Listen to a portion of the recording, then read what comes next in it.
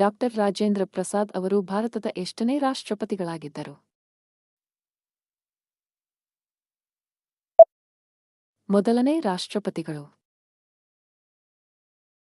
Doctor Rajendra Prasad ಅವರು ಯಾವಾಗ ಭಾರತದ ರಾಷ್ಟ್ರಪತಿಗಳಾಗಿದ್ದರು?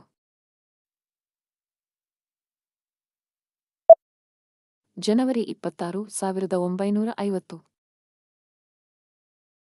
ಡಾಕ್ಟರ್ ರಾಜೇಂದ್ರ ಪ್ರಸಾದ್ ಅವರ ಜನ್ಮದಿನ ಯಾವಾಗ?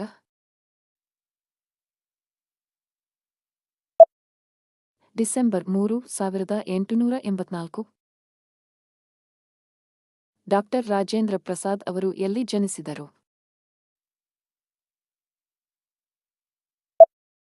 ಜಿರಾದೇಯಿ ಗ್ರಾಮ.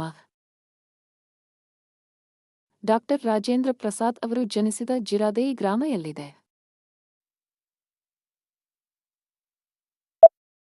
ಬಿಹಾರದ ಸಿವಾನ್ ಜಿಲ್ಲೆ.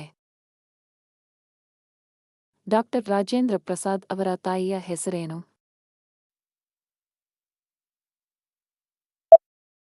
ಕಮಲೇಶ್ವರಿ ದೇವಿ. ಡಾಕ್ಟರ್ ರಾಜೇಂದ್ರ ಪ್ರಸಾದ್ ಅವರ ತಂದೆಯ ಹೆಸರೇನು?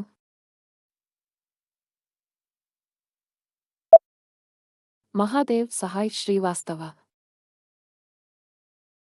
ಡಾಕ್ಟರ್ ರಾಜೇಂದ್ರ ಪ್ರಸಾದ್ ಅವರಿಗೆ ಯಾವ ಪ್ರಶಸ್ತಿ ಲಭಿಸಿದೆ?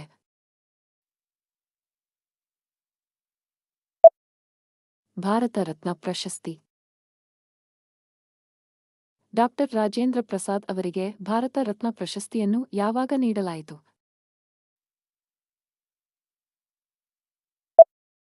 1962.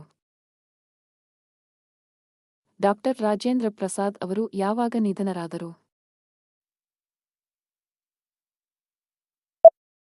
28 ಫೆಬ್ರವರಿ 1963.